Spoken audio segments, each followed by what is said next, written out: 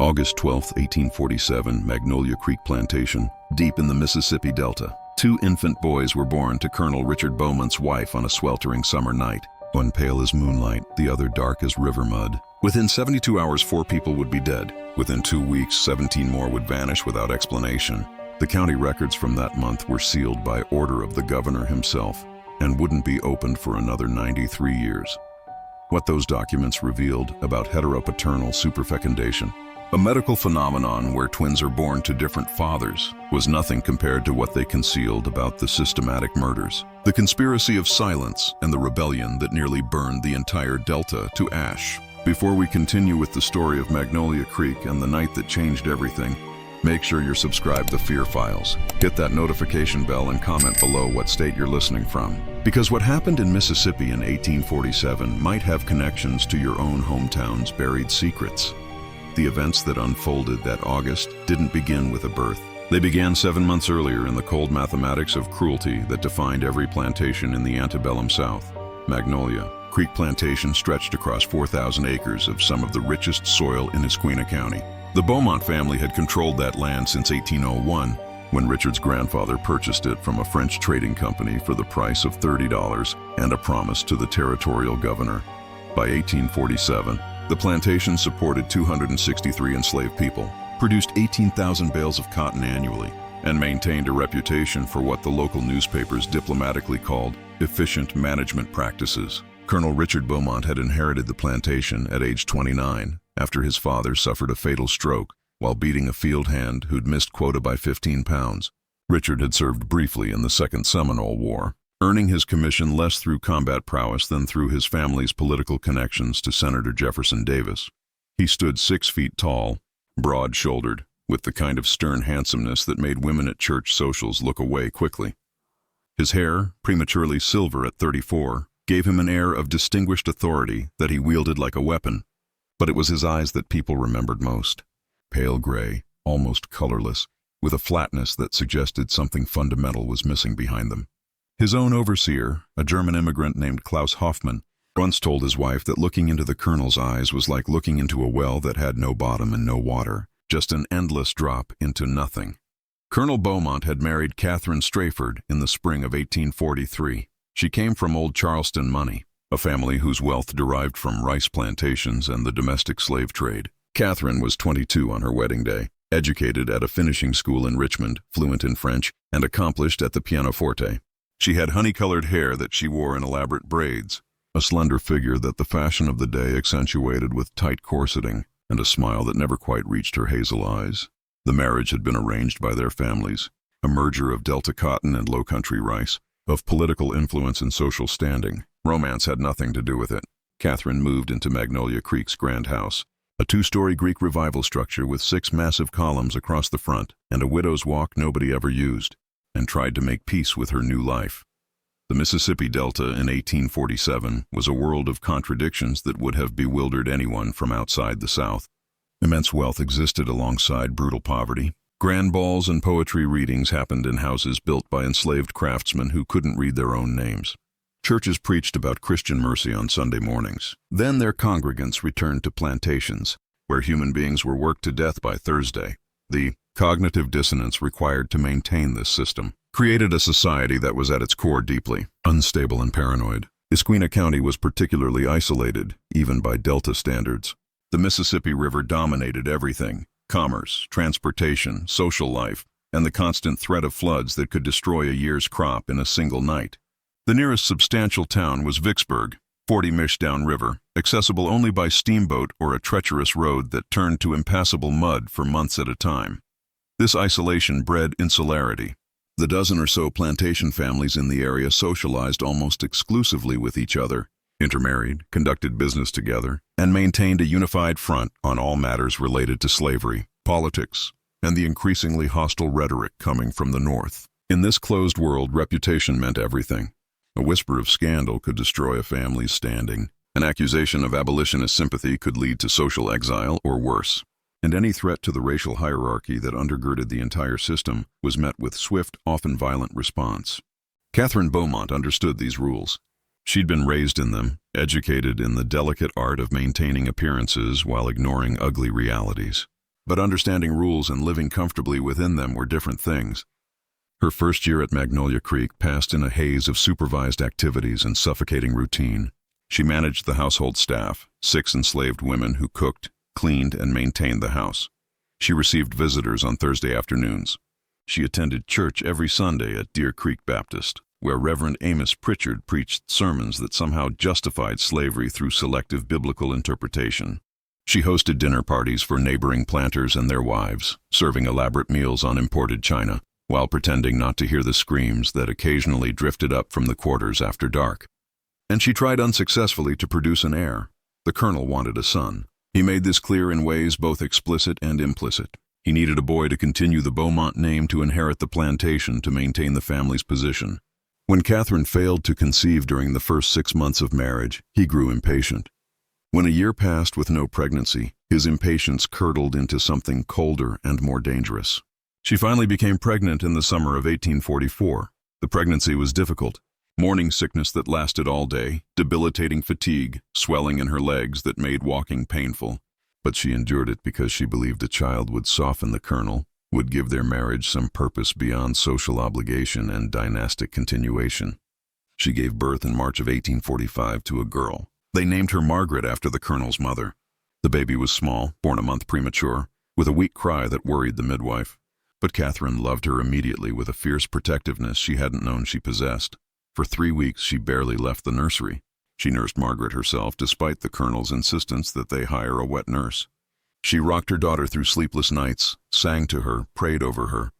On April 8, 1845, Catherine woke to find Margaret cold in her cradle. The baby had died during the night.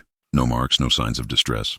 The doctor who examined the tiny body said it was crib death, a tragic but not uncommon occurrence with premature infants. Catherine knew different.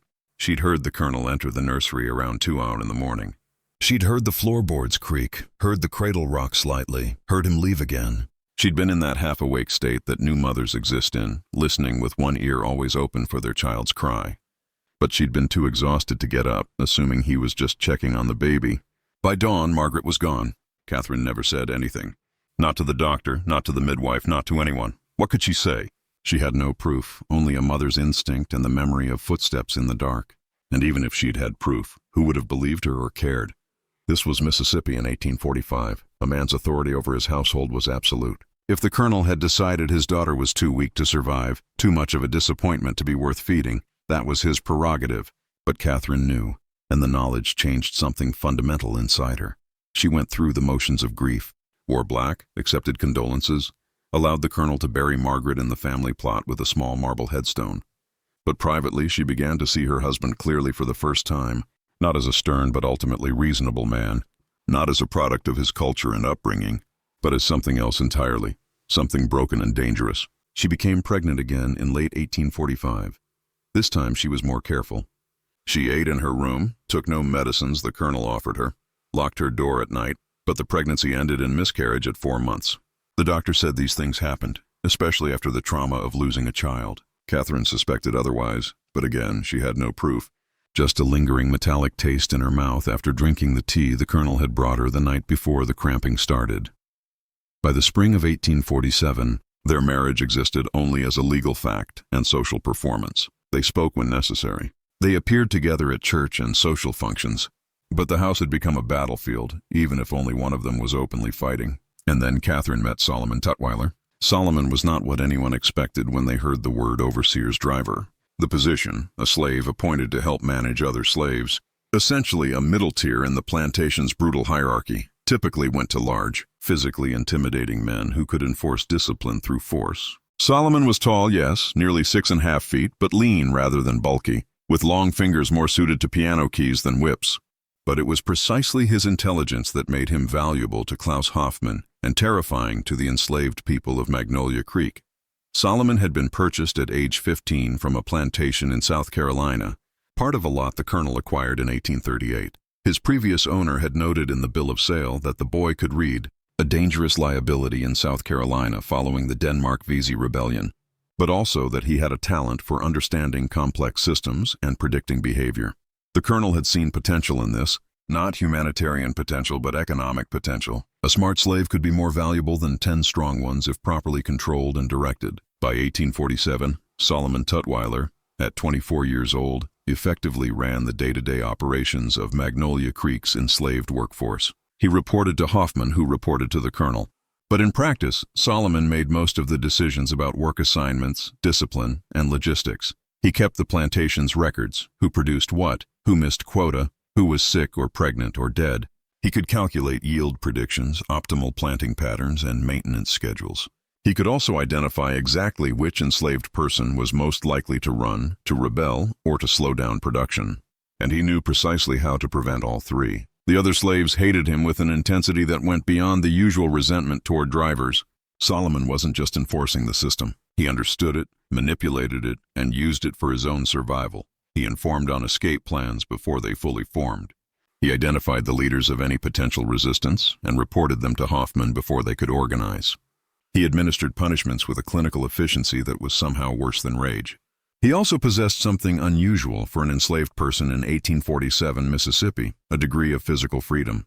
Because of his value to the plantation's operations, Solomon was allowed to move between the main house, the overseer's cottage, the quarters, the fields, and even occasionally to neighboring plantations on the colonel's business. He wore better clothes than other slaves, not fine, but serviceable and clean. He ate better food, had his own small room in the quarters, and was never whipped except once early on to establish the colonel's authority. This combination of intelligence, mobility, and perceived collaboration made Solomon the most dangerous person on Magnolia Creek Plantation, but not for the reasons anyone assumed. Catherine first became aware of Solomon in December of 1846, when she'd gone to the quarters to distribute Christmas presents, a paternalistic tradition she'd inherited from her mother-in-law. She'd brought cheap trinkets and extra food rations, playing her part in the elaborate theater of benevolent slavery. The enslaved people had lined up, thanked her with dead eyes, and accepted their gifts with practiced humility. But Solomon had looked at her differently, not with the submission she was used to, and not with the barely concealed hatred she sometimes glimpsed from others. He'd looked at her with recognition, as though he could see past the performance to the desperate, grieving woman underneath, as though he knew about Margaret, about the miscarriage, about the tea. It had lasted only a moment. Then he'd lowered his eyes, thanked her, and moved on. But that moment had cracked something open inside Catherine. She began to notice him after that, his quiet efficiency as he moved through the plantation, the way other slaves fell silent when he approached, the respect, or was it fear in Hoffman's voice when he spoke to Solomon, the colonel's unusual reliance on this one man who, despite being property, seemed to hold genuine power. In January, she'd orchestrated their first private conversation. She'd requested that someone literate be sent to help her catalog her late mother-in-law's library, a task that required reading titles and organizing books alphabetically. She knew Solomon was the only enslaved person at Magnolia Creek who could read. The colonel had approved the request without suspicion. He believed his wife was simply being practical. Solomon had arrived at the library on a cold Tuesday afternoon. For the first hour, they'd worked in silence. Catherine would hand him books.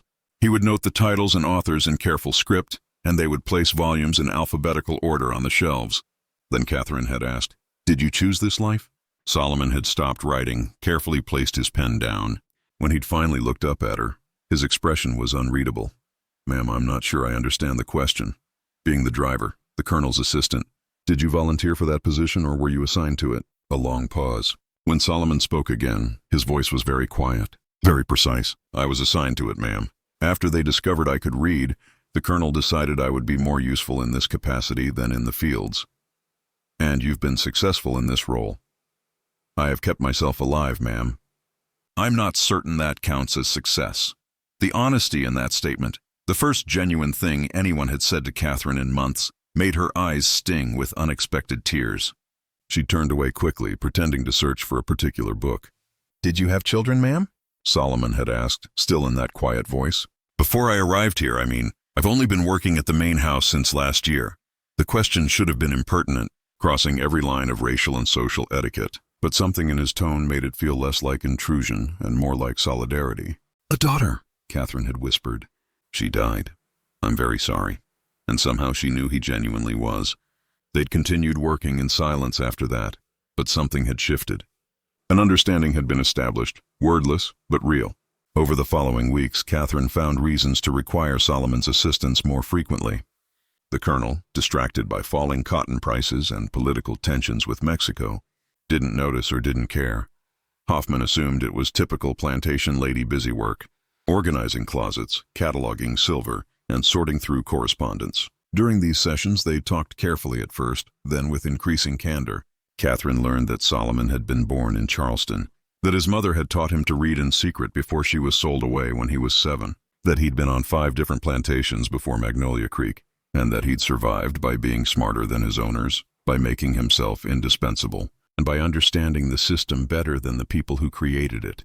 Solomon learned that Catherine was terrified of her husband, that she believed the colonel had murdered their daughter, and that she was trapped in a life she hadn't chosen and couldn't escape. "Why don't you run?" Catherine had asked him once in March. "You're smart enough to make it north. You move freely. You could plan it properly." Solomon had smiled, but there was no humor in it. "Ma'am, smart slaves don't run. They know the statistics. For everyone who makes it to freedom, 99 are caught and tortured as examples. Running is what desperate people do. I prefer to survive. So you've accepted this forever." "I didn't say that." His eyes had met hers with sudden intensity. "I said I don't run. I didn't say I don't resist." That conversation had taken place on March 19, 1847. The same day Catherine had discovered she was pregnant again. Catherine didn't tell Solomon about the pregnancy immediately. She didn't tell anyone, not even the colonel, for nearly 6 weeks. She'd learned caution from her previous losses, and this time she was determined to protect the life growing inside her through vigilance and secrecy. But she also knew with growing certainty that if this child was a son, the heir the colonel demanded, she would never have real influence over him. The boy would be raised to be exactly like his father, entitled, cruel, and emotionally vacant. He would inherit Magnolia Creek and continue the cycle of brutality. And if the child was a daughter, Catherine feared she wouldn't live long enough to protect her from the colonel's cold calculations about bloodlines and utility. This fear festered through April and into May, growing alongside the child in her womb. She played her role impeccably, the beautiful wife, the gracious hostess, the quiet presence at church. But inside she was making calculations of her own. The idea when it first formed seemed impossible, insane, but it wouldn't leave her alone. She'd been reading medical texts from the colonel's library, trying to understand what had gone wrong with her previous pregnancies. That's when she'd encountered a reference to superfecundation, the rare phenomenon where a woman could conceive twins from 2 different fathers if she ovulated multiple eggs and had relations with 2 men within a short window of time. The medical text, written by a French physician in 1823, included only 3 documented cases, all in Europe.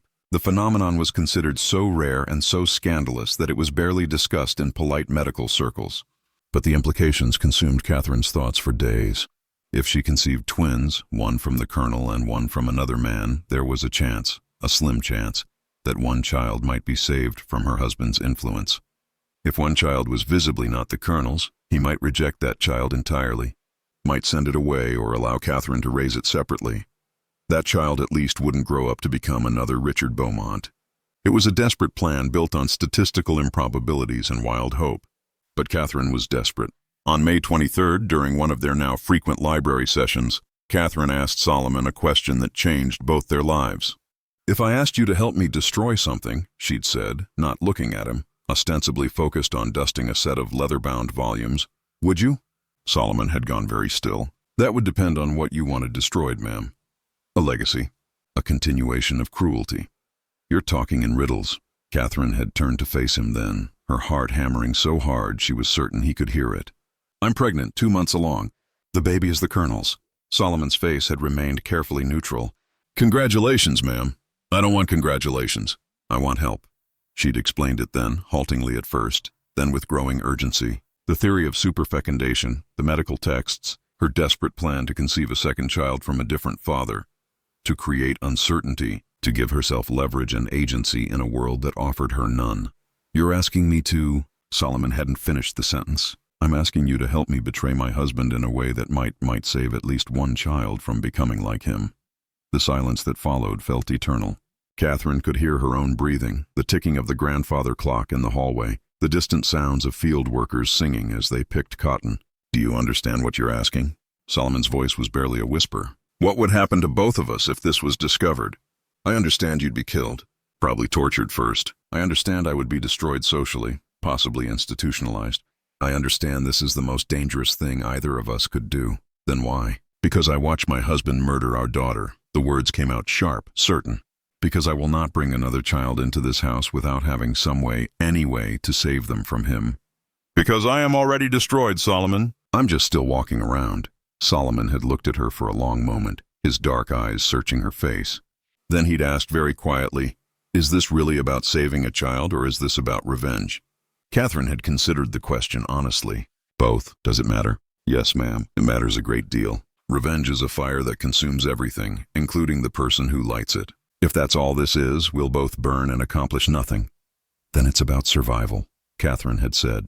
Mine and the child's. Is that acceptable? Another long silence. Then Solomon had nodded once, almost imperceptibly. When? He'd asked. Soon. The timing has to be precise. Within the next week, possibly less.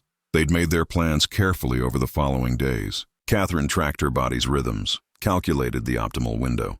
Solomon identified the safest time and location. A Wednesday afternoon when the colonel would be in Vicksburg meeting with his banker, when Hoffman would be supervising new field assignments, when the house staff would be occupied with laundry in the quarters behind the main house. On May 27, 1847, at approximately 2 in the afternoon, Catherine and Solomon met in the disused smokehouse at the edge of the plantation's main compound.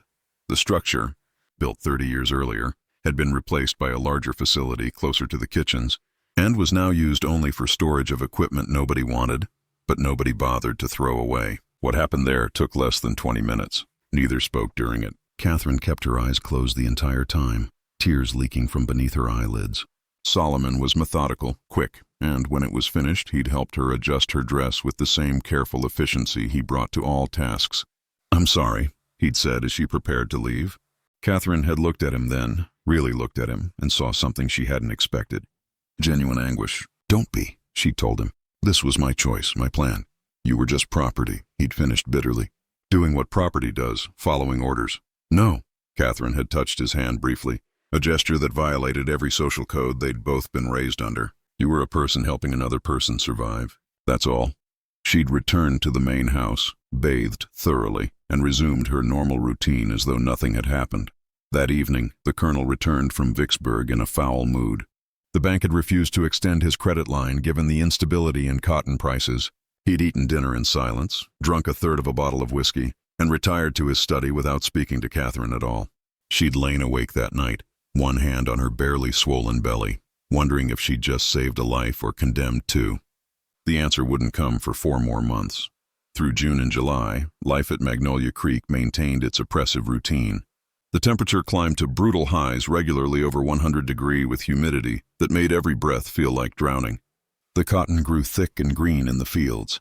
The enslaved workers toiled from dawn to dusk, then beyond as the colonel pushed for maximum yield to compensate for falling prices. 2 people died from heat exhaustion in late June. Another attempted escape in early July and was caught, whipped and sold downriver as an example. Catherine's pregnancy progressed normally, or as normally as any pregnancy could in that heat, in that house, in that life. She grew larger, more uncomfortable, more conscious of the ticking clock counting down to a moment that would either free her or destroy her completely. She and Solomon didn't speak privately again after that afternoon in the smokehouse. It was too dangerous, drew too much attention. But sometimes, when she saw him crossing the yard or when he delivered reports to the colonel's study, their eyes would meet for just a fraction of a second.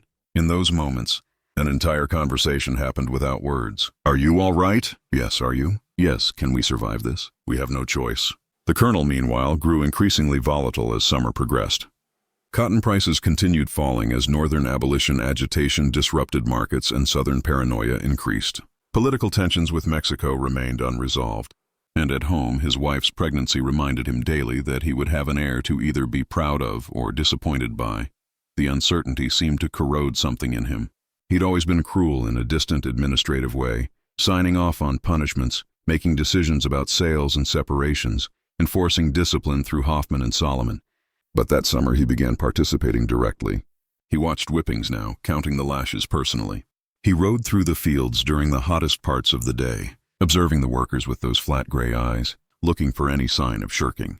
He conducted late-night inspections of the quarters, searching for contraband or evidence of forbidden gatherings. The enslaved people of Magnolia Creek responded by becoming even more careful, even more invisible.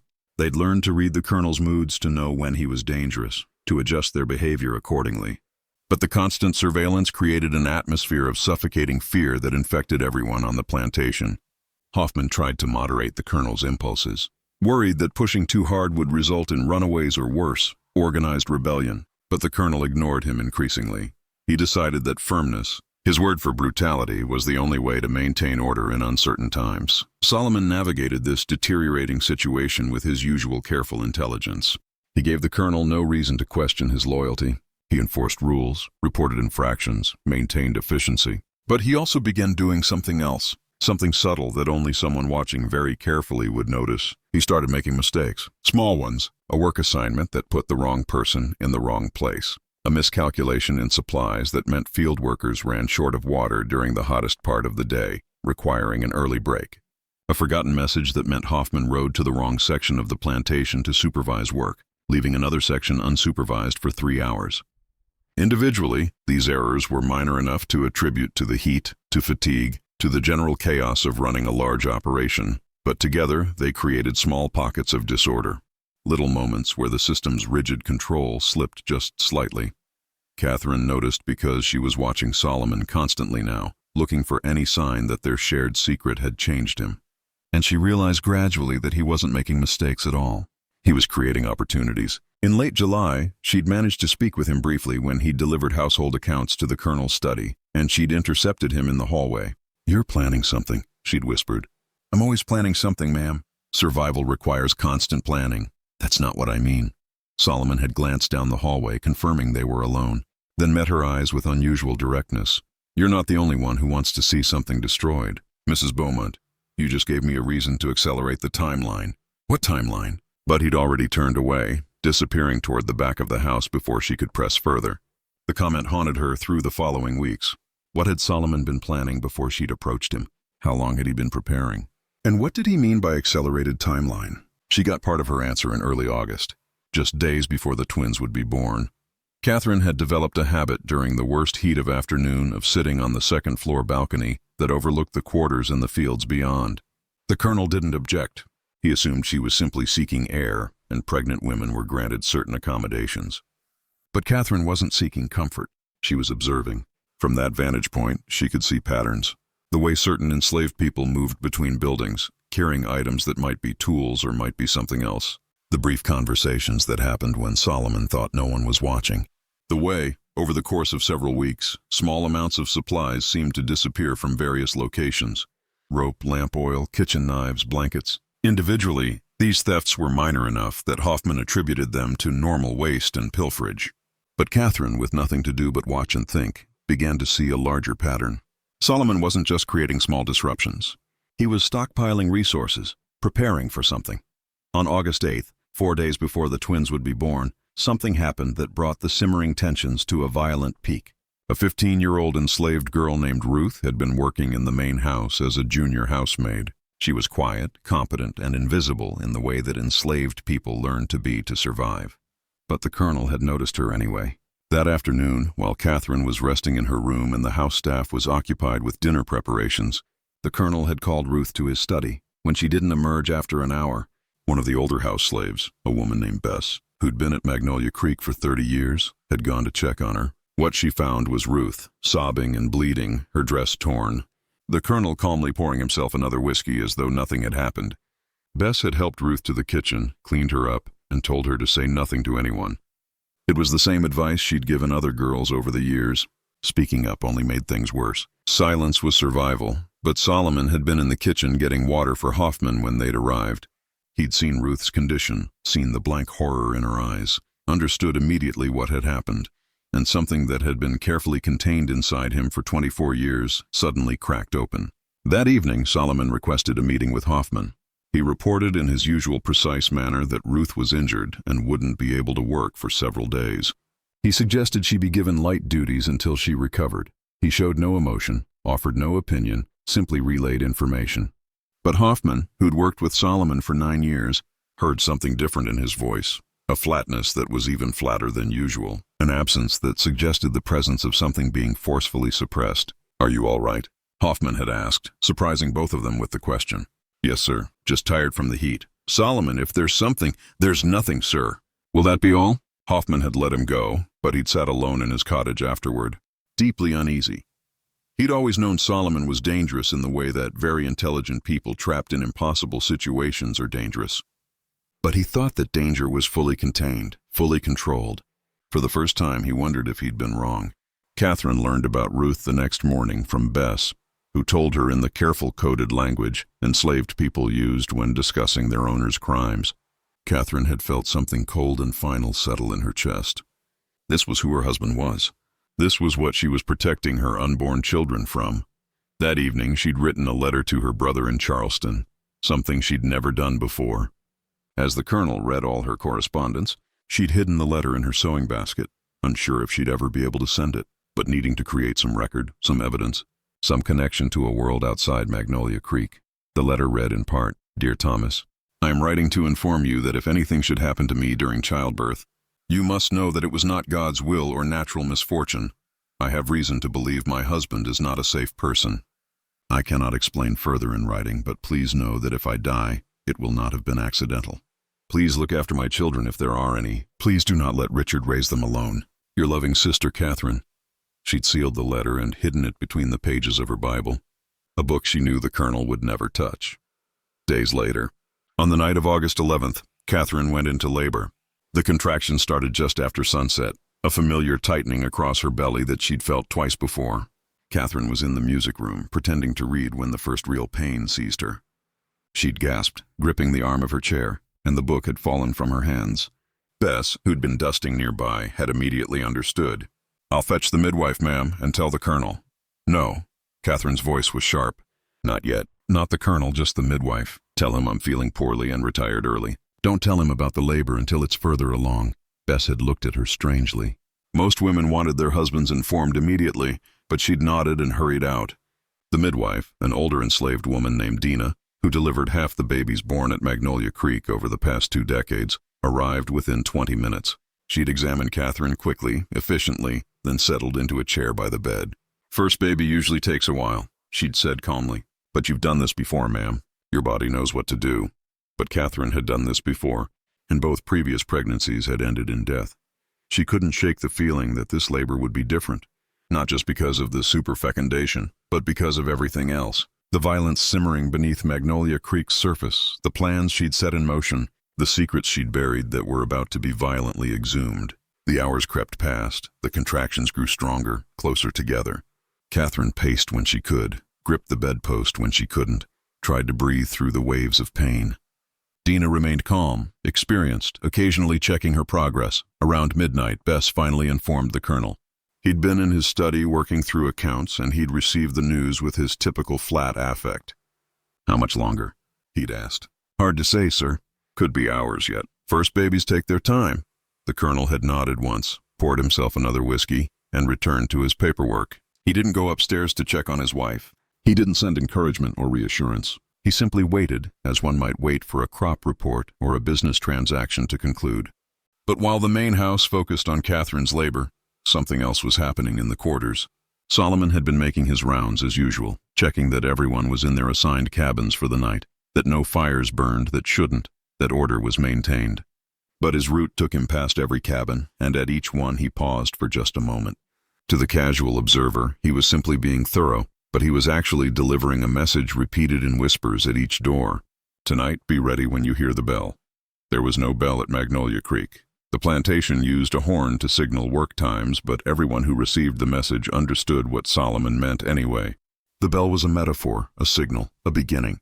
By 2 in the morning, Catherine's labor had intensified to the point where she could no longer contain her screams. The sounds carried through the house, through the open windows, across the yard. Women in the quarters who'd given birth themselves winced in sympathy. Men who'd heard those sounds before, accompanying births, deaths, whippings, tried not to listen. Hoffman, sleeping fitfully in his cottage, heard the screams and felt uneasy for reasons he couldn't articulate. Something felt wrong beyond the normal wrongness of a difficult birth. The air itself seemed charged, oppressive, like the minutes before a lightning strike. At 3:15 in the morning, Dina checked Catherine's progress and announced that it was time to push. Catherine, exhausted and terrified and in more pain than she'd ever experienced, bore down with everything she had. The first baby came quickly after that, a boy small but healthy, crying lustily as Dina cleared his airways and wrapped him in clean linen. Catherine, sweating and trembling, reached for her son with desperate hands. "A boy, ma'am," Dina said, smiling.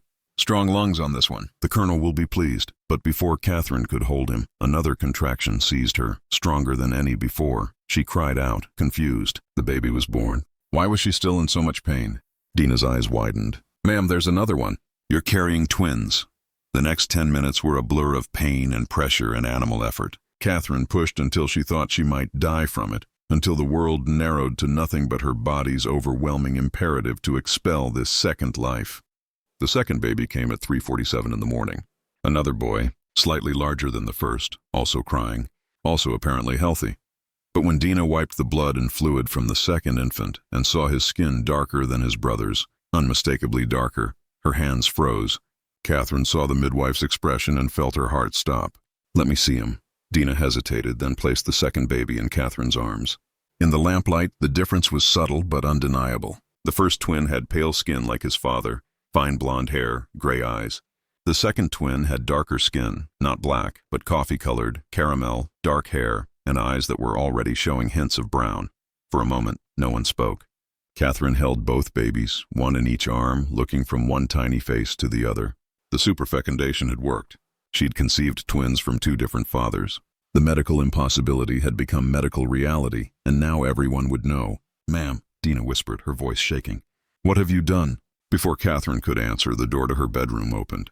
The colonel stood in the doorway, still fully dressed, whiskey glass in hand.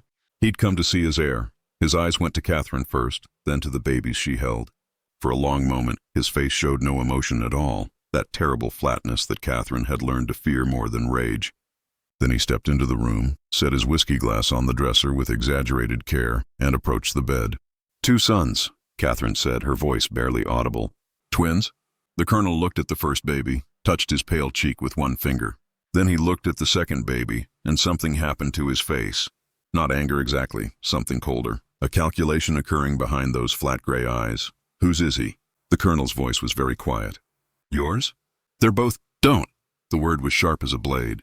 "Don't insult me, Catherine. I may be many things, but I'm not blind." He leaned closer, examining the second twin with the same detachment he'd used to examine a suspicious cotton boll. "Whose is he?" Catherine's mind raced. She'd prepared for this moment, had rehearsed various responses, but now that it was here, all her planned words evaporated. "There's a medical condition called superfecundation." "I know what superfecundation is." The colonel straightened, picked up his whiskey glass, drained it. "I'm not an uneducated man, Catherine. I know it's possible in theory for twins to have different fathers, but it requires specific conditions. It requires you to have lain with 2 men within a very short time frame." He paused. "So, I'll ask you again, whose is he?" The silence stretched. Downstairs, the grandfather clock chimed 4 times. "Solomon," Catherine finally whispered. Solomon Tutwiler. She'd expected violence, a blow, screaming immediate rage. But the colonel simply nodded as though she'd confirmed something he'd already known. "Your driver," Dina breathed, backing toward the door. "Lord have mercy, ma'am. You laid with Solomon." "Get out," the colonel said without looking at the midwife. "Tell no one what you saw here. No one, do you understand?" "Yes, sir." Dina fled, leaving Catherine alone with her husband and the babies. The colonel walked to the window, looked out at the pre-dawn darkness. When he spoke again, his voice had that administrative quality Catherine recognized from business discussions. "Here's what's going to happen. You will stay in this room until I decide what to do with you. The babies will be taken to a wet nurse. No one beyond those already present tonight will see the second child. And Solomon," he paused, "Solomon will be dealt with appropriately." "Please," Catherine said, clutching both infants tighter. "Please don't hurt him. This was my idea, my plan. He was just property following orders." The colonel turned from the window, and for the first time, Catherine saw genuine emotion in his eyes. Not anger, not hurt, something worse, satisfaction. "Yes, I imagine that's exactly how you rationalized it." "How he rationalized it? But you see, Catherine, it doesn't matter whose idea it was. A slave who touches a white woman hangs. That's the law. That's civilization. That's order. Then hang me too. I'm equally guilty." The colonel actually smiled. "Oh, my dear, you're far more useful to me alive. Institutionalized, perhaps. Sent away to one of those asylums for women whose minds have been weakened by childbirth." "That's what people will believe, of course, that the strain of bearing twins drove you to madness, to delusions about adultery. No one will believe you actually lay with a slave willingly. They'll assume you're simply insane." The calculated cruelty of it took Catherine's breath away. He was going to use her confession as proof of madness, would lock her away, would control the entire narrative, and Solomon would die for a crime that she'd initiated. "You can't," she whispered. "I can. I will. And Catherine." He moved closer to the bed, looked down at both babies with clinical interest. "I'll keep the white one. Raise him as my heir," as though nothing irregular occurred. "But the other?" He reached out as if to touch the darker twin, then withdrew his hand. "The other is an abomination, a stain on my family's name. I'll have him taken to the quarters, sold downriver as soon as possible. He'll disappear into the cotton fields of some plantation where no one knows his origins, and he'll die there, forgotten." "No." Catherine pulled both babies against her chest. "You can't separate them. They're brothers. They're innocent. They're a white child and a mulatto bastard," the colonel corrected. "And I'll do with both whatever serves my interest best. Now give them to me." He reached for the babies, and Catherine, exhausted, bleeding, traumatized, but still a mother, did something she'd never done before. She fought back. She kicked at him, scratched at his hands, screamed for help loud enough to wake the entire house.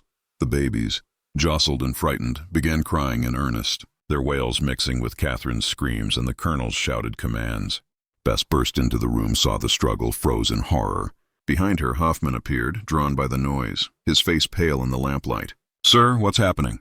"Hold her down," the colonel ordered. "Take the babies now." But before anyone could move, a sound cut through the chaos. A sound that didn't belong in this moment, in this house, in this world. The deep, resonant toll of a bell. Everyone froze. Magnolia Creek didn't have a bell. The plantation had never had a bell. The toll came again, then again. Steady, rhythmic, impossible. Hoffman moved to the window, looked out toward the quarters, and what he saw drained all color from his face. "Sir," he whispered. "Sir, you need to see this." The colonel, still holding one of Catherine's wrists, turned toward the window. What he saw there made him release his wife and move toward the glass, his expression transforming from controlled fury to something approaching shock. The quarters were on fire. Not one cabin, not an accident. Every single structure in the slave quarters was burning simultaneously, flames climbing into the pre-dawn sky, smoke billowing in great black columns, and in front of the fires, silhouetted against the orange glow, dozens of figures stood in absolute silence, watching the main house. "Dear God," Hoffman breathed. "They're just standing there. They're not running. They're not panicking. They're just watching." The bell tolled again, and now they could see its source. Someone had mounted the plantation's large iron cookpot on a wooden frame and was striking it with a metal bar, creating deep, resonant tones that carried across the entire plantation. "It's a signal," the colonel said, his voice flat again. "They've organized. This is rebellion." As if to confirm his words, the silent watchers began to move, not toward the main house, not in a panicked mob, but in organized groups, spreading out across the plantation with clear purpose. Some headed toward the equipment barns, others toward the cotton stores. Still others began advancing toward the main house itself. "We need to barricade the doors," Hoffman said, backing away from the window. "Get the weapons, sir." "We need to— Where's Solomon?" The colonel's question cut through Hoffman's panic. "Where is Solomon Tutwiler?" As if in answer, a figure emerged from the smoke and flames, walking slowly up the path from the quarters toward the main house. Even from a distance, even through the haze, they recognized him. Solomon, tall and unhurried, carrying something in his hands. The colonel watched him approach with that calculating expression. He planned this, all of it. The fire, the organization. This is what he's been preparing for. "We need to leave," Hoffman insisted. "Sir, we can't defend against this many." "No." The colonel's voice was ice. "We're not leaving. This is my property, my land, my slaves, and I will not be driven from it by—" His words were cut off by the sound of breaking glass downstairs, voices, footsteps. The rebellion had reached the house. Catherine, still in bed, still holding both babies, felt a strange calm settle over her. This was it. The moment everything converged. Her betrayal, Solomon's long-laid plans, the colonel's cruelty, the system's violence, all of it reaching critical mass simultaneously. Just when we thought we'd seen it all, the horror in Magnolia Creek intensifies. If this story is giving you chills, share this video with a friend who loves dark mysteries. Hit that like button to support our content, and don't forget to subscribe to never miss stories like this. Let's discover together what happens next. The colonel grabbed Hoffman's arm. "Get downstairs. Protect the weapons cabinet. I'll be right behind you." After Hoffman left, the colonel turned back to Catherine. Their eyes met across the room, and in that moment they both understood that everything they'd built, the marriage, the plantation, the carefully maintained facades, was collapsing. "This is your fault," he said quietly. Your betrayal started this. No, Catherine replied, surprised by the steadiness in her own voice. Your cruelty started this years ago with Margaret, with Ruth, with every person you've brutalized. I just gave Solomon a reason to act on a plan he'd been making for years. You created this. I just accelerated it. The colonel stared at her for a long moment, then turned and walked out, closing the door behind him. Catherine heard him lock it from the outside, trapping her in the bedroom with her newborn sons. She was still sitting there, both babies in her arms, when she heard the first gunshot from downstairs. The next hour unfolded like a nightmare rendered in fire and blood, and the breaking of things that had been held rigid for too long. Hoffman had reached the weapons cabinet, a locked cherrywood case in the colonel's study containing 2 rifles, 3 pistols, ammunition, and the leather-bound ledgers that documented every enslaved person ever owned by the Beaumont family. He'd armed himself and taken position at the study door, prepared to defend the house. But the enslaved people of Magnolia Creek didn't attack the house directly. They did something more strategic, more devastating. They locked all the doors from the outside and set fire to the first floor. Solomon had planned this carefully, had studied the house's layout during his months of access, had identified the weak points in the death traps. The main house, like most plantation homes in the Delta, was built almost entirely of wood, cypress beams, pine floors, oak paneling. It would burn fast once the fire really took hold. The flames started in the kitchen, where Solomon's people dumped lamp oil across the floor and walls before igniting it. The fire spread to the dining room, the parlor, the colonel's study. Smoke began filling the lower floor almost immediately, thick and black and choking. Hoffman, realizing too late that he trapped himself, tried to shoot his way through the locked study door. The first shot splintered the wood but didn't break the lock. The second shot did, but by then the hallway beyond was already engulfed in flames. He staggered back into the study, coughing, eyes streaming, and made his way to the window. He got it open, prepared to jump to the ground 15 ft below, and found Solomon waiting there. "Don't," Solomon said simply. He held a pistol, one Hoffman recognized as having come from the plantation's own stores, stolen weeks ago in one of those small attributed to pilferage thefts. "You can jump and die quickly, or you can burn and die slowly. But either way, you're dying tonight." Klaus Hoffman, German immigrant man who'd survived poverty and cholera and the brutal passage to America, who'd thought himself practical and realistic about the system he participated in, stared at the man he'd worked beside for 9 years. "I treated you fairly," he said, and actually believed it. Solomon's expression didn't change. "You treated me like I was intelligent property instead of stupid property. That's not fairness, Klaus. That's just a different kind of exploitation.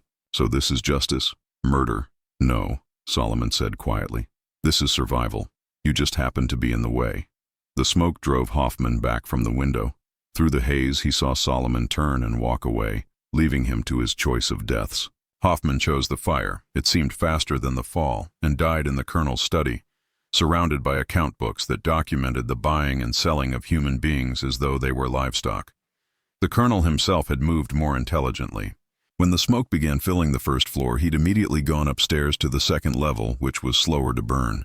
He'd broken the lock on Catherine's door, his own lock, his own cage for her, and entered to find her still sitting in bed, calm as death, both babies quiet in her arms. "We need to leave," he said. "Now." "How?" Catherine asked. "You locked the doors. Your own people set this fire. Where exactly are we supposed to go?" The colonel moved to the window, evaluated the drop to the ground, too far with an injured wife and 2 infants. He looked toward the widow's walk, the decorative balcony on the roof that no one ever used. If they could get up there, they could potentially climb down the main columns. "Can you walk?" he asked. "I don't know. Probably not far. Then I'll carry you and the babies." Catherine laughed, a sound with no humor in it. "Now you want to save us? Both babies? Even the one you called an abomination? They're my property," the colonel said flatly. "All 3 of you. I don't surrender property to slaves. Now move." But Catherine didn't move. She looked at her husband, really looked at him, perhaps for the first time with complete clarity, and made a decision. "No." The colonel turned from the window, shock registering on his face. "What did you say?" "I said no. I'm not going with you. I'm not letting you take these babies and raise them in your image or sell them or destroy them. I'm done, Richard. I've been dead inside this house for years. The only difference now is that the house is burning too. You're hysterical. The childbirth, the trauma. I'm clear-headed for the first time in my life." Catherine stood shakily, both babies secure in her arms. "I'm going to walk out of this house and I'm going to find Solomon, and I'm going to—" Trust him with my son's lives more than I've ever trusted you." The colonel's face transformed then, the flat affect finally cracking to reveal the rage beneath. "You'd trust a slave over your own husband. You'd condemn your sons to lives as what?" "Free," Catherine said. "Unknown. Away from you." Catherine moved toward the door, each step agonizing but determined. "Yes, absolutely. Yes." The colonel blocked her path. "You're not leaving. Then we'll burn together. At least we'll be warm." For a moment they stood frozen in tableau, husband and wife, owner and property, two people who'd destroyed each other through calculated cruelties and desperate rebellions. The smoke was creeping up the stairs now, visible through the open door. The heat was becoming unbearable. The house groaned around them, timber beginning to fail. Then the colonel did something Catherine had never seen him do before. He stepped aside. "Go," he said quietly. "Take them. But know this, Catherine. If you survive this night, if you escape with my property, I will spend the rest of my life hunting you. I will use every resource, every connection, every legal mechanism to find you and bring you back. You will never be free of me." "Yes, I will," Catherine said, "because you're going to die in this house tonight. You can't know that. I can." She moved past him toward the door, leaving a trail of blood on the floor. She'd torn stitches standing, but she didn't care. "Because you'll never leave. You'll die trying to save your ledgers, your documents, your proof of ownership. That's who you are, Richard. That's all you are, and it's going to kill you." She didn't look back to see if she was right.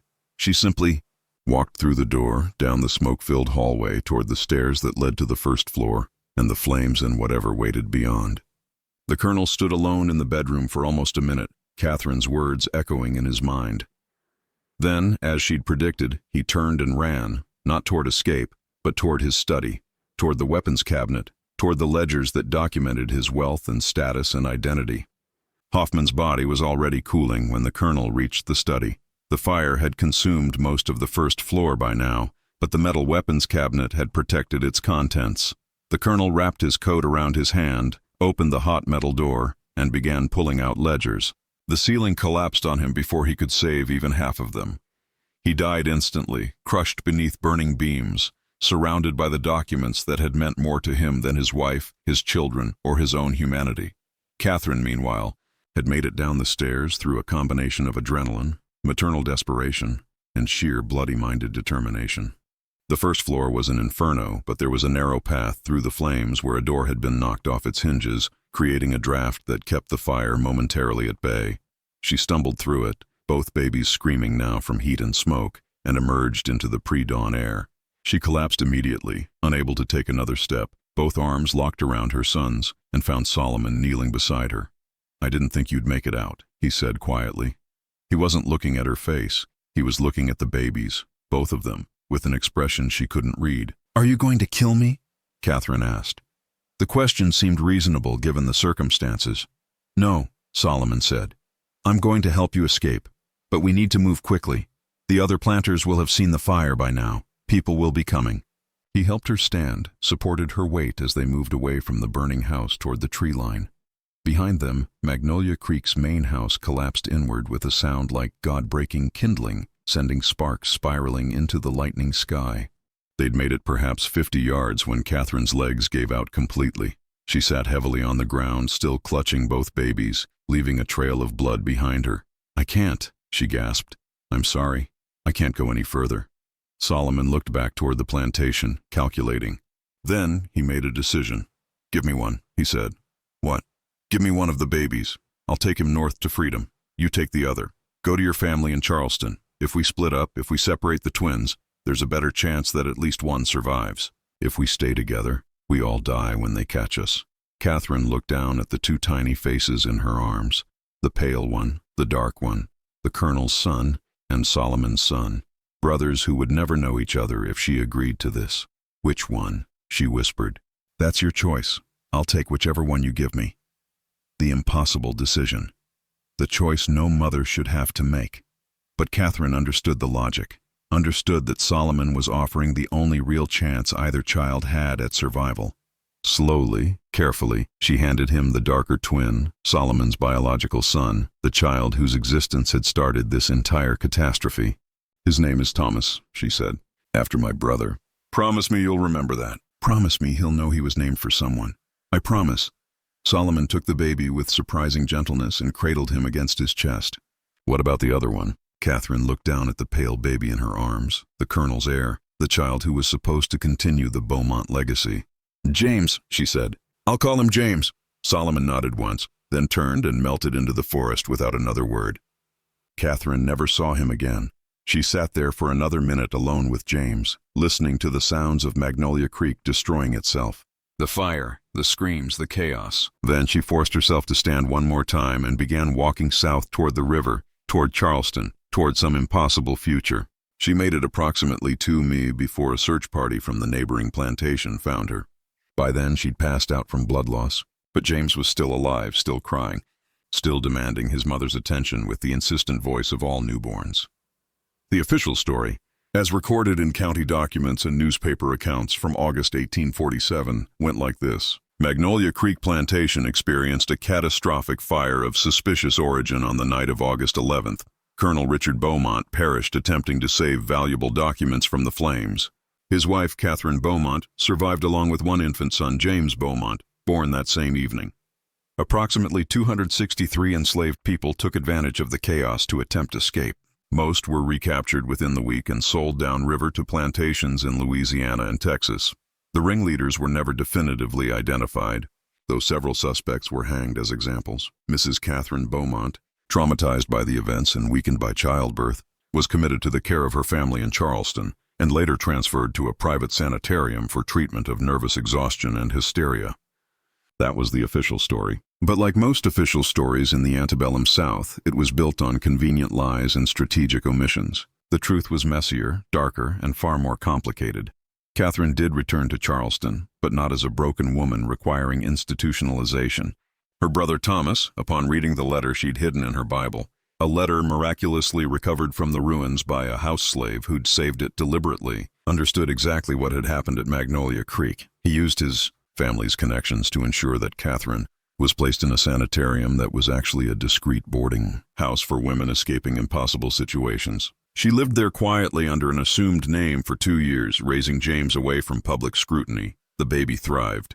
He grew into a healthy, intelligent child who knew nothing of his father's cruelty or his mother's desperate choices. Catherine told him when he was old enough to ask that his father had died heroically trying to save others from a fire. It was close enough to a truth to salve her conscience. In 1849, Catherine remarried a modest merchant from Savannah who asked few questions about her past and treated James as his own son. They had 3 more children together, and Catherine lived to see them all reach adulthood. She never spoke publicly about Magnolia Creek. And the few times someone recognized her name and asked about the tragedy, she would smile politely and say it was all so long ago and so painful that she preferred not to dwell on it.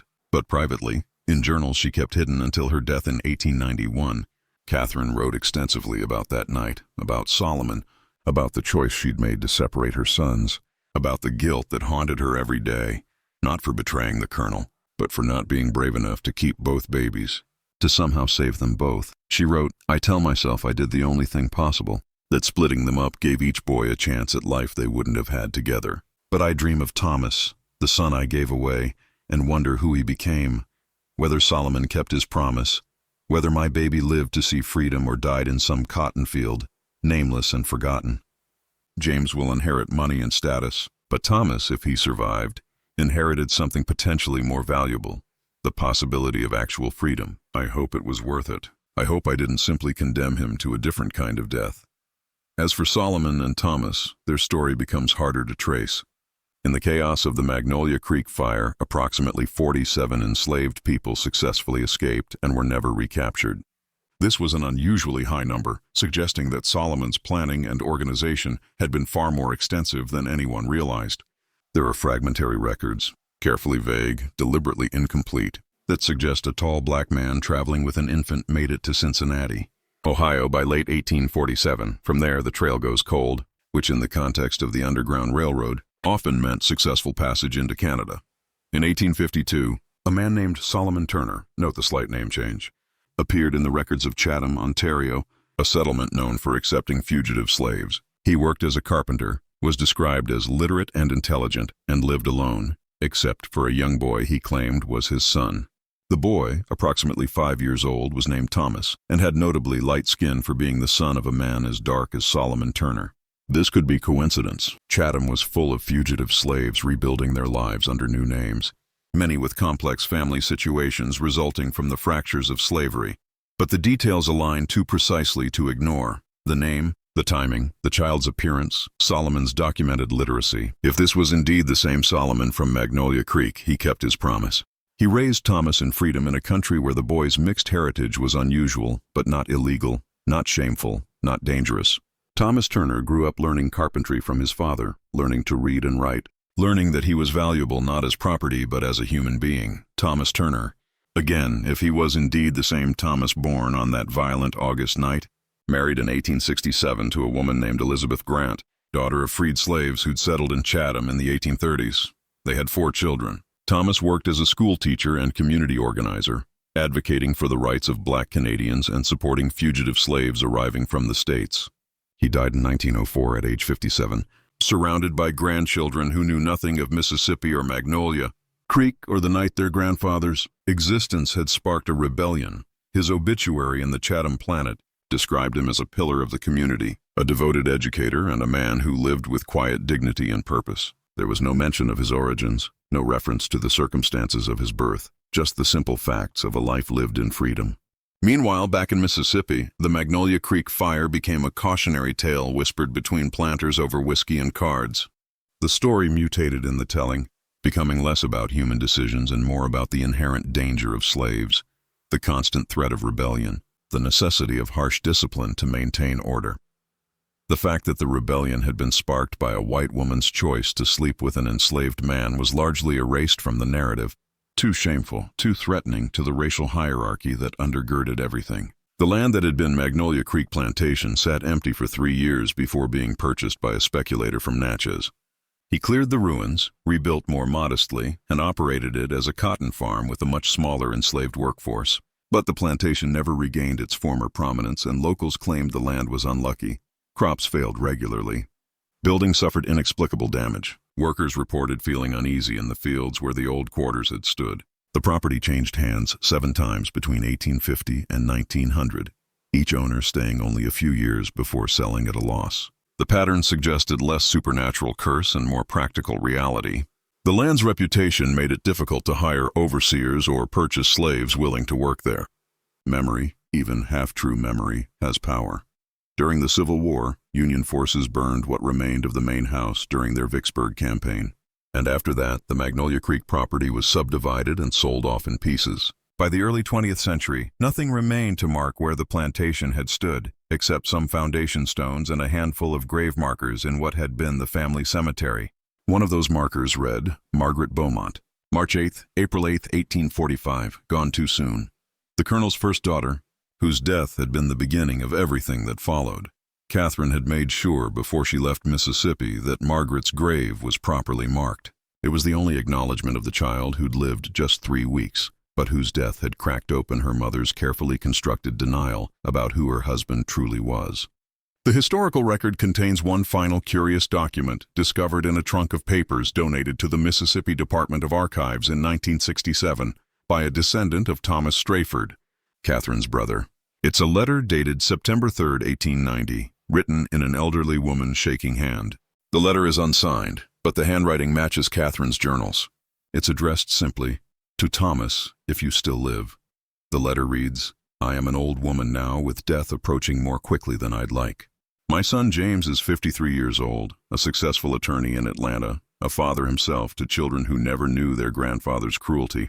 I have lived a good life, much longer than I deserved given my choices and their consequences. But I write this not to confess or seek absolution. I write because I want someone to know the truth about the night you were born. The official histories will record only fire and rebellion and a mad woman's delusions. They will not record that 2 boys were born, brothers, one black and one white, separated by fear and necessity and an impossible choice. They will not record that your father, Solomon Tutwiler, was the bravest and most intelligent man I ever met, and that whatever happened between us that afternoon in May was less betrayal and more mutual survival. They will not record that he planned a rebellion so precisely that 47 people found freedom because of it, or that he risked everything to help a white woman escape her prison, even after she'd used him for her own desperate purposes. They will not record that I think of you every day, that I wonder who you became, whether you're alive or dead, free or enslaved, happy or broken, that I carry the guilt of splitting you from your brother like a stone in my chest, knowing it was necessary but hating that it was necessary. If you live, if somehow this letter finds you, know that you were wanted, that you were named for someone who mattered to me, that your birth, however complicated and violent, was not shameful but defiant, that you were loved even in the moment I had to let you go. I hope Solomon kept his promise. I hope you found freedom. I hope you never learned the hatred I saw consume so many, though you had every reason to embrace it. Your mother, Catherine. The letter was never sent. Catherine died in Charleston on November 3, 1891, at age 70, having never found a way to deliver those words to the son she'd given away. The letter remained in her personal effects, eventually passed down through James's family line, a mystery that none of her descendants could fully understand or explain. The official records of Issaquena County contain only the barest facts about Magnolia Creek. The fire, the deaths, the property transfers. They don't mention twins. They don't mention Solomon Tutwiler by name. He appears only as ringleader, identity unknown, presumed escaped. They certainly don't mention Catherine's choice or the medical phenomenon that made it all possible, or the 15-year-old girl whose assault had been the final spark. But absence of documentation doesn't mean absence of truth. It just means that some truths were too dangerous to record, too shameful to acknowledge, too threatening to the social order that men like Colonel Beaumont had built their entire world upon. In the years following the Magnolia Creek fire, similar incidents increased across the Deep South. Small rebellions, mysterious fires, unexplained disappearances of enslaved people in larger numbers than usual. The system that relied on absolute control was discovering that absolute control was impossible to maintain indefinitely. Every crack created opportunities, and desperate people became very good at finding opportunities. The Civil War would come 14 years after that August night, and with it the legal end of the institution that had created the conditions for tragedies like Magnolia Creek. But the war wouldn't erase what had happened, wouldn't undo the separations, wouldn't heal the wounds that ran so deep they'd marked entire generations. James Beaumont grew up believing his father had been a stern but honorable man who died trying to save others. He became an attorney, as his mother had hoped, and used his position to quietly help freed slaves navigate the legal system during Reconstruction. He never knew he had a twin brother, never knew his mother had made an impossible choice in fire and blood, never knew that his very existence was tied to an act of desperate rebellion that had cost dozens of lives. He died in 1902, successful and respected, surrounded by children and grandchildren who carried the Beaumont name into the 20th century, completely ignorant of the violence and tragedy that had marked their origins. As for Thomas and Solomon, their trail goes cold after Mississippi. Whether they made it north, whether they found the freedom Solomon had been planning for, whether Thomas grew up knowing his true story, or lived his entire life believing a gentler lie. These questions have no definitive answers. The absence of records could mean death, or it could mean successful escape into a life where documentation was deliberately avoided, where the past was intentionally obscured, where survival meant becoming invisible to the very systems that had once claimed ownership. Perhaps that's the most fitting end for their story. Uncertainty, the same uncertainty that Catherine lived with every day for 44 years, the same uncertainty that haunted her enough to write that letter in her final year, knowing she'd never send it, needing to write it anyway. What is certain is this. On August 12, 1847, in a small corner of Mississippi, the systems of power and control that seemed absolute proved to be fragile. A woman made a choice that destroyed her marriage and her social position, but possibly saved her children. A man who'd been treated as property for 24 years proved he was capable of organizing a rebellion sophisticated enough that nearly 50 people found freedom. And 2 babies were born whose very existence challenged every assumption the society around them was built upon. The fire that consumed Magnolia Creek that night burned for 3 days, visible for miles in every direction. Neighboring planters watched the smoke rise and understood that what had happened there could happen anywhere.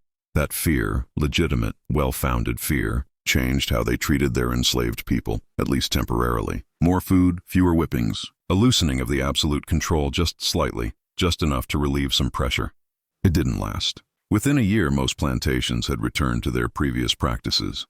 The lesson of Magnolia Creek forgotten or willfully ignored. But for a brief moment, something had shifted.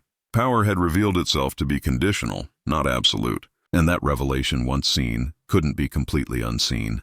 The land where Magnolia Creek Plantation once stood changed hands many times over the following decades, each owner staying only briefly before selling at a loss. Locals avoided it, claiming the soil was cursed, that crops grew poorly there, that animals refused to graze in certain fields. More likely, the land simply carried too much memory, too much pain soaked into the soil, too many ghosts, not supernatural ones, but the weight of history, of violence, of choices made and lives destroyed. Some places hold on to their past like that, refusing to let it go, insisting that those who come after acknowledge what happened there. By 1900, most of the Magnolia Creek property had been divided into small farms worked by sharecroppers, many of them formerly enslaved people or their children, working land their ancestors had been forced to work under very different circumstances. The old main house was completely gone, reclaimed by kudzu in time. The quarters were gone. Even the cemetery had been largely abandoned, the gravestones weathered and leaning, most of the names illegible. Only Margaret's marker remained clear, protected by its marble construction, and perhaps by Catherine's determination that her daughter not be completely forgotten. Gone too soon, it read, and in a way that could have been the epitaph for everyone who'd been touched by the events of August 1847. Everyone had been taken too soon in one way or another by death, by separation, by choices they shouldn't have had to make. This mystery shows us that the most terrifying horrors in history weren't supernatural. They were the systems human beings created and maintained. The casual cruelties they justified, the impossible choices they forced on each other. The real horror of Magnolia Creek wasn't in ghosts or curses, but in the documented, legal, socially accepted practices that made a night like August 11, 1847 inevitable. What do you think of this story? Do you believe Catherine made the right choice separating her sons? Could there have been another way, or was this the only path to survival? Leave your comment below. If you enjoyed this tale and want more historical mysteries like this, subscribe to the Fear Files, hit the notification bell, and share this story with someone who appreciates the dark corners of American history. These stories need to be told, need to be remembered, need to be understood, not to judge the people who lived them, but to ensure we never create conditions where such choices become necessary again. Thank you for listening. See you in the next video.